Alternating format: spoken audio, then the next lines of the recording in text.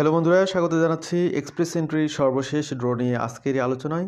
Express entry draw নিয়ে প্রত্যেক মাসের মতো এই মাসে একটি মাত্র আলোচনা আমরা করার সুযোগ পেয়েছি। তো আজকের এই ড্রতে আপনাদেরকে দেখানো হবে লাস্ট ড্রতে কী পরিমাণে ইনভাইটেশনস ইস্যু হয়েছে এবং সিআরএসি স্কোর কত ছিল। তো লাস্ট যে ড্র হয়েছে সেটি ছিল পিএনপি বেস ড্র, অর্থাৎ যাদের প্রভিন্সিয়াল নমিনেশন ছিল এবং এক্সপ্রেস এন্ট্রিতে প্রোফাইল ছিল তারা এক্সপ্রেস এন্ট্রিতে তাদের প্রভিন্সিয়াল নমিনেশন সার্টিফিকেটটি আপলোড করেছেন। এর ফলে তারা বোনাস 600 পয়েন্ট পেয়ে গেছেন। তো এই 600 পয়েন্টের সাথে তাদের আগের পয়েন্টটি যুক্ত হয়ে মোট যে পয়েন্ট হয় সেটার আলোকেই তাদেরকে ইনভাইটেশনস ইস্যু করা হয়েছে। আপনাদের জ্ঞাপনার্থে এই বিষয়টি বলে রাখা ভালো, আপনারা যারা প্রভিন্সিয়াল নমিনি প্রোগ্রামের মাধ্যমে আসতে চান এবং সাথে সাথে এক্সপ্রেস এন্ট্রিতেও প্রোফাইল করেছেন, আপনারা দুইভাবে ট্রাই করতে পারবেন। একটা হলো এক্সপ্রেস এন্ট্রিতে প্রোফাইল করার পরে আপনি চেষ্টা করবেন যে কোনো একটা প্রভিন্স থেকে একটি নমিনেশন নেওয়া। তবে যে কোনো প্রভিন্স থেকে নেওয়াটা টাফ, বিশেষ করে প্রভিন্সগুলো ফোকাস করে সেখানে কোনো রিলেটিভস আছে কিনা, আপনার যে অকুপেশনস সেটা তাদের ইন ডিম্যান্ডের মধ্যে পড়ে কিনা, এই বিষয়গুলোর সাথে যে প্রভিন্সের সাথে যাবে সেই প্রভিন্সটাকে আপনি সিলেক্ট করে এক্সপ্রেস এন্ট্রিতে যখন প্রোফাইল ক্রিয়েট করবেন সেই প্রোফাইল ক্রিয়েট করার সময় ওখানে একটা প্রভিন্স সিলেক্ট করতে হয়। অর্থাৎ আপনি কানাডার 8-10টি প্রভিন্সের মধ্যে যে কোনো একটি প্রভিন্স সিলেক্ট করতে পারবেন অথবা সিলেক্ট অল দিতে হবে।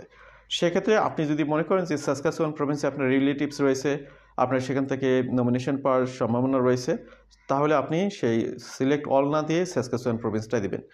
এক্ষেত্রে আপনার যদি অন্টারিও প্রভিন্সের রিলেটিভস থাকে, অন্য কোথাও কিছু না থাকে, আপনার জবের প্রসপেক্ট যদি অন্টারিওতে ভালো থাকে এবং আপনার স্কোর যদি 400+ হয়, তাহলে আপনি অল প্রভিন্স না দিয়ে অন্টারিও প্রভিন্সটি সিলেক্ট করবেন।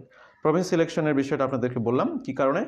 আপনি ওই যে এক্সপ্রেস এন্ট্রিতে প্রোফাইল করলেন, পাশাপাশি এরপরে আপনি কোনো না কোনোভাবে দেখা গেলো যে আপনি এক্সপ্রেস এন্ট্রিতে একটি প্রভিন্সিয়াল নমিনেশন প্রোগ্রামের অধীনে আপনি আবার সেখান থেকে একটি নমিনেশন পেলেন।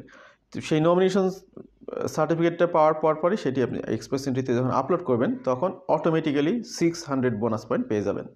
তবে যেগুলো বেস পিএনপি, অর্থাৎ যেগুলো এক্সপ্রেস এন্ট্রির সাথে লিঙ্কড না, সেগুলোর জন্য আপনাদের আলাদা করে এক্সপ্রেস এন্ট্রিতে আপলোড করার প্রয়োজন নেই। আপনি সেখান থেকে নমিনেশন পেলে সেই নমিনেশনের পরে আপনার ফেডারেল গভর্নমেন্টের যে আপনার গাইডলাইন রয়েছে সেখান থেকে অনেকগুলো ফর্ম ডাউনলোড করে সেগুলো ফিল আউট করতে হবে, ফেডারেল গভর্নমেন্টের ফি পেমেন্ট করতে হবে, করে আপনার সরাসরি আপনি সেই অ্যাপ্লিকেশনটি সাবমিট করবেন।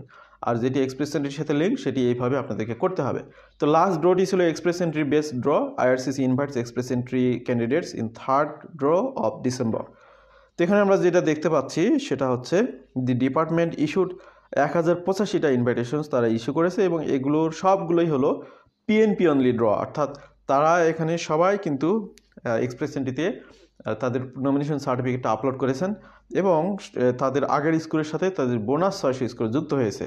তো সেক্ষেত্রে এখানে দেখুন, candidate required a minimum comprehensive score system score 727, অর্থাৎ 600 পাওয়ার পরে তাদের স্কোর হয়ে গেল 727। তার মানে তাদের আগের ন্যূনতম স্কোর ছিল 127, তার সাথে এই 600 যুক্ত হয়েছে। তো এখানে বুঝতে পারতেছেন আপনারা যে এক্সপ্রেস এন্ট্রিতে একটি নমিনেশন পাওয়ায় কতটা আপনার জন্য সহায়ক হয়। আপনার বেস স্কোর, জেনারেল স্কোর যদি অনেক কমও হয়, এরপরেও আপনাদের প্রবাবিলিটি অনেক বেড়ে যায় যখন কিনা আপনারা 600 বোনাস স্কোর অ্যাচিভ করতে পারেন। তো এই ড্রটি হচ্ছে ডিসেম্বর মাসের 3rd ড্র। এর আগে যে ড্রগুলো হয়েছে সেগুলো অ্যাট এ গ্যালেন্স আপনাদেরকে দেখাবো আমরা। আপনার ডিসেম্বর মাসে আরও ড্র হবে, এখনও যেহেতু অর্ধেক বাকি, বলা চলে অর্ধেক মাস বাকি রয়েছে। Provincial Nominee Program candidates in Express Entry pool in on December 2 and category based draw candidates with French language proficiency on December 3, অর্থাৎ 2 তারিখ এবং 3 তারিখে এখানে আরও 2টি ড্র অনুষ্ঠিত হয়েছিল। এই হলো বিষয়। তো লাস্ট মাসে আবার 5507টি আইটি ইস্যু করা হয়েছিল পিআরের জন্যে। This month draws in to follow a familiar pattern of alternating between the PNP Canadian Experience Class French Language Proficiency draw.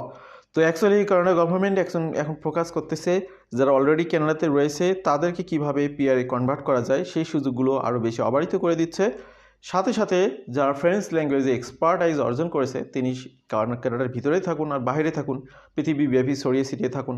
আপনাদেরকে আমি সবসময় বলি, প্রায় আমি বলি যে আপনারা ফ্রেঞ্চ ল্যাঙ্গুয়েজ কোর্সটা শিখে ফেলুন। 1 বছর 2 বছর লাগুক, আপনাদের জন্য বিশেষ সুযোগ তৈরি হবে।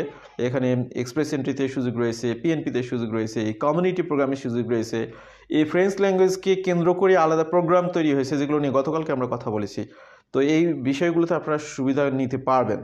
This is trend that is likely to continue with the establishment of the in Canada focus category, যেটি 2025 থেকে 27 3 বছরের জন্য ইন কানাডা ফোকাস ক্যাটাগরিকে আপনার লঞ্চ করা হয়েছে। সাথে সাথে আরেকটি হচ্ছে, আরেকটাতে আমরা আসতেছি। তো এখানে যেটা আমরা দেখতেছি, which set to target candidates from CEC and other regional programs with the possible inclusion of candidates federal skill worker program and federal skill trade program as well. Cumulatively, this category has been allocated 82,980 PR admission in 2024, more than 40% of overall planned admissions next year. তো 2025 সালে আপনার এই CEC এবং আপনার বিভিন্ন regional programme যেগুলো, সেগুলোর মধ্যে 40%-এর অধিক পরিমাণ ইমিগ্রান্ট ভিসা ইস্যু হবে। যারা অলরেডি কানাডাতে এক্সিস্ট করতেছেন তাদেরকে কোনো না কোনো ফরম্যাটে ফেলা হচ্ছে। Summary of express entry draw in 2024, আমরা এখানে জাস্ট ডিসেম্বর এবং নভেম্বর কিছুটা আমরা আপনাদের সামনে তুলে ধরেছি। ডিসেম্বর 16 তারিখে যেটি হলো 1085টি ইনভাইটেশন ইস্যু করা হয়েছে, মিনিমাম স্কোর 727, যেখানে আমি বলেছি বোনাস স্কোরই 600 যুক্ত আছে। ডিসেম্বর 3-এ ফ্রেঞ্চ ল্যাঙ্গুয়েজ প্রফিসিয়েন্সি, এখানে 800 ব্যক্তিকে ইনভাইটেশন ইস্যু করা হয়েছে যাদের স্কোর ছিল 466। ডিসেম্বর 2-এ প্রভিন্সিয়াল নমিনি প্রোগ্রামে এখানে 676টি ইনভাইটেশন ইস্যু করা হয়েছিল। এটিও ছিল পিএনপি বেস, সেখানেও আপনার 705 ছিল মিনিমাম সিআরএস স্কোর, যার বোনাস স্কোরই ছিল 600। নভেম্বর 20-এ হেলথ কেয়ার অকুপেশনসে 3000 ব্যক্তিকে ইনভাইটেশন ইস্যু করা হয়েছে, যেখানে স্কোর ছিল ওভারঅল স্কোর 463। তো আমরা শেষ করব এখানে ওভারঅল কয়েকটা বিষয়। যারা এক্সপ্রেস এন্ট্রির অধীনেই কানাডাতে আসতেছেন, যে পৃথিবীর বিভিন্ন প্রান্তে ছড়িয়ে ছিটিয়ে রয়েছেন, তারা এখানে আসার ক্ষেত্রে সহযোগিতা পাবেন যদি আপনার অকুপেশনস, আপনার প্রফেশন, আপনার এডুকেশন স্টেম বেস কিংবা এগ্রিকালচার বেস কিংবা ফ্রেঞ্চ ল্যাঙ্গুয়েজের সাথে রিলেটেড, কিংবা আপনার হচ্ছে কনস্ট্রাকশন সেক্টর, অর্থাৎ যেগুলো কানাডাতে অতি প্রয়োজনীয় সেক্টর, সেগুলোর সাথে রিলেটেড হয়, তাহলে আপনি কানাডাতে আসার ব্যাপারে আশাবাদী হতে পারেন। কিন্তু আপনি যদি কানাডার ইন ডিম্যান্ড ক্যাটাগরির মধ্যে না পড়েন, তাহলে আপনার স্কোর 500+ হতে হবে, যেটি কখনই পসিবল না। কারণ একজন ব্যক্তির 500+ স্কোর তখনই হয় যদি তার কোনো না কোনো সময় কানাডাতে পড়াশোনা থাকে, জব এক্সপিরিয়েন্স থাকে, সেগুলো রেফারেন্সেই কেবলমাত্র তার স্কোরগুলি এরকম হতে পারে। আদারওয়াইজ কিন্তু এই হাই স্কোর কখনোই হবে না।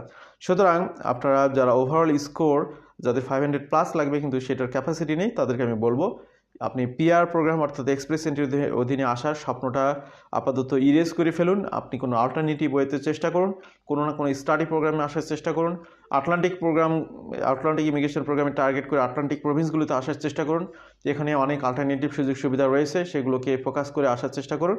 তাহলে আপনাদের স্বপ্ন পূরণটা সার্থক হবে, সহায়ক হবে, এটা আমরা বিশ্বাস করি। আমাদের সাথে যারা ছিলেন আবার ধন্যবাদ। ভালো থাকবেন সবাই। আল্লাহ হাফেজ। সালামু আলাইকুম।